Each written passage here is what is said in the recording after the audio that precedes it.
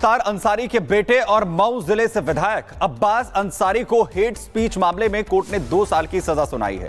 साल 2022 में विधानसभा चुनाव के प्रचार के दौरान अब्बास अंसारी ने विवादित बयान दिया था, जिस पर अब उसे सजा दी गई है।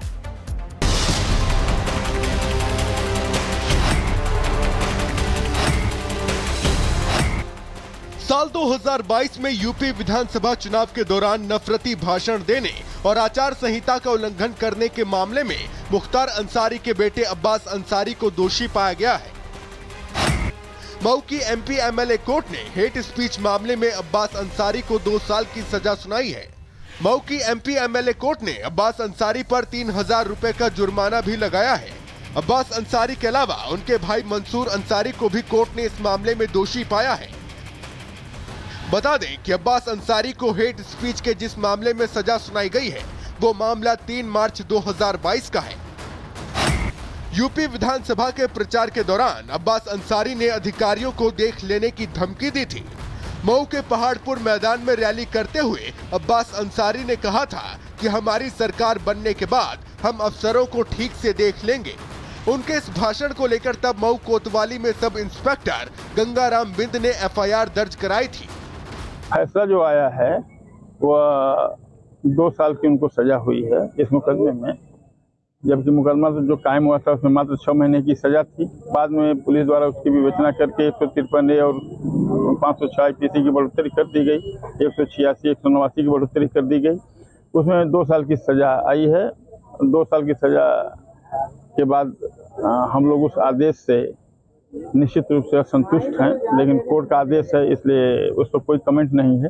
उस आदेश के खिलाफ हम अपील दाखिल करेंगे और मुझे पूर्ण विश्वास है कि वहाँ मुझे क्या विधायकी के ऊपर खतरा है? अब विधायकी की स्थिति है कि अगर सेशन कोर्ट स्टे कर देती है तो बनी रहेगी, अगर स्टे नहीं करती है तो लीगल बिंदु है, उसके बाद आगे विचार होगा। जिस पर आज सुनवाई करते हुए कोर्ट ने उन्हें दोषी पाया। बता दें कि अब्बास अंसारी मऊ सदर से सुहेलदेव भारतीय समाज पार्टी यानी सुभाषपा से विधायक हैं और अब 2 साल की सजा होने के बाद अब्बास अंसारी की विधायकी भी जा सकती है। Bureau report, Republic Bharat. और अब अगली खबर आपको बता दें, भारत की वाटर स्ट्राइक की आहट से ही पाकिस्तान की चीखें निकलनी शुरू हो गई हैं। अभी भारत ने पाकिस्तानी नदियों के पानी को पूरी तरह से ब्लॉक नहीं किया है, लेकिन पाकिस्तान की सेना और उनके नेता अभी से गिड़गिड़ाने लगे हैं। पानी के लिए दुनिया से गुहार लगा रहा नापाक मुल्क गीदड़ भपकी से भी बाज नहीं आ रहा है। आखिर क्यों? ये रिपोर्ट देखिए।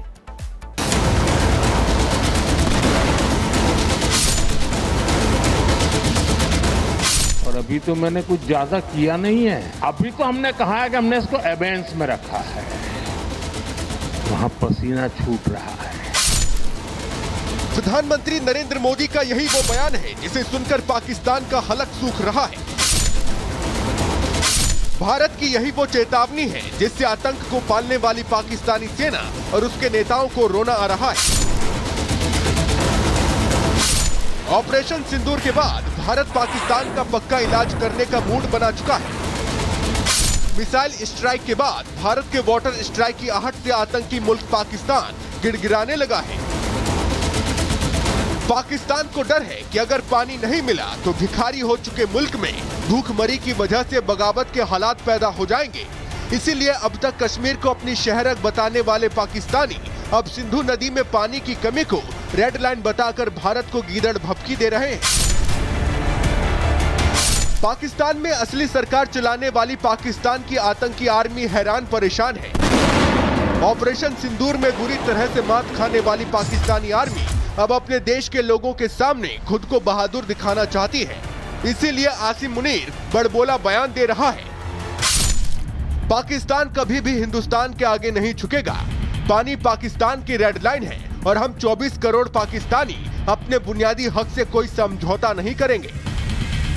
दूसरी तरफ पाकिस्तानी आर्मी की कठपुतली प्रधानमंत्री शहबाज शरीफ दुनिया के सामने घूम घूम कर पानी की होने वाली कमी का रोना रो रहे हैं।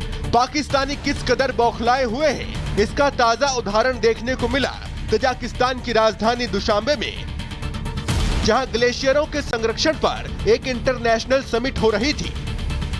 दुनिया ग्लोबल वार्मिंग से ग्लेशियरों को बचाने के लिए मंथन कर रही थी। इस मौके पर पहुंचे शहबाज शरीफ ने अपना ही रोना शुरू कर दिया।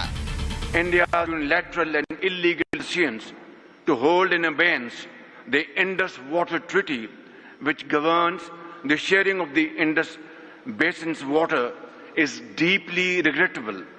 Millions of lives must not be held hostage of narrow political gains, and Pakistan will not allow this, never will not allow the red line to be crossed.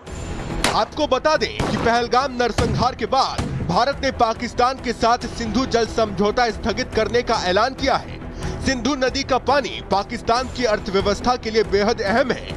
अगर भारत पाकिस्तान जाने वाली नदियों का पानी पूरी तरह से रोक दे तो पाकिस्तान की खेती पूरी तरह से बर्बाद हो जाएगी। पाक की 40% से ज्यादा आबादी खेती पर निर्भर है। फसल बर्बाद होने से खाद्य संकट और महंगाई की मार पड़ेगी।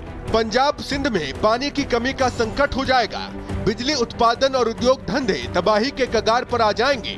पहले से कमजोर अर्थव्यवस्था पूरी तरह से डूब जाएगी। पानी की किल्लत से जनता में बगावत और अशांति पैदा हो जाएगी। आप ना भी होते, अगर आप पंगा लेने की कोशिश करते तो हम यही करते जो हम इस समय कर रहे हैं, क्योंकि हमें उस पानी की जरूरत है। और अब उस ट्रीटी को हमने रद्द कर दिया। वो पानी जाएगा जहां पर भारत को पानी की आवश्यकता है। एक चीज मैं बताता हूं कि जो अंतर्राष्ट्रीय संस्थाएं, संयुक्त राष्ट्र संघ, वो कहता है कि भारत भी एक वाटर स्ट्रेस्ड कंपनी है। कोई लगभग 60 देश हैं पूरी दुनिया में जहां पानी की कमी है, लेकिन पाकिस्तान वाटर फैमिन कंट्री है, वहां पर अकाल है। इसीलिए ये बहुत फुदकता है और बोलता है। गाजा की कोई कंपैरिजन नहीं है जो यहां पर हो रहा है। भारत को भी पाकिस्तान की इस कमजोर नस के बारे में पता है। इसीलिए अब आतंक को ही अपनी पॉलिसी बना चुके आतंकिस्तान को हमेशा के लिए सबक सिखाने की तैयारी कर चुका है, जिसका ब्लूप्रिंट खुद पीएम नरेंद्र मोदी ने जारी कर दिया है। 1960 में जो इंडस वाटर ट्रीटी हुई है, अगर उसकी बारीकी में जाएंगे तो आप चौंक जाएंगे। क्या मेरे देशवासियों को पानी पर अधिकार नहीं है क्या? उनको उनके हक का पानी मिलना चाहिए, नहीं मिलना चाहिए क्या? और अभी तो मैंने कुछ ज्यादा किया नहीं है।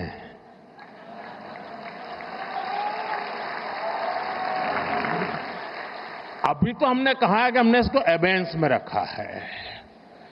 वहां पसीना छूट रहा है। और हमने डैम थोड़े खोल करके सफाई शुरू की। जो कूड़ा कचरा था वो निकाल रहे हैं। इतने से वहां फ्लड आ जाता है। भारत ने पानी को एक स्ट्रैटेजिक हथियार के रूप में इस्तेमाल करना शुरू कर दिया है। जम्मू कश्मीर में बने बांधों से पाकिस्तान को जाने वाली नदियों का पानी रोक दिया गया है। बाद में बांधों में कैद पानी को एक मुश्त छोड़ भी दिया जा रहा है, जिससे पाकिस्तान में बाढ़ आ जाती है।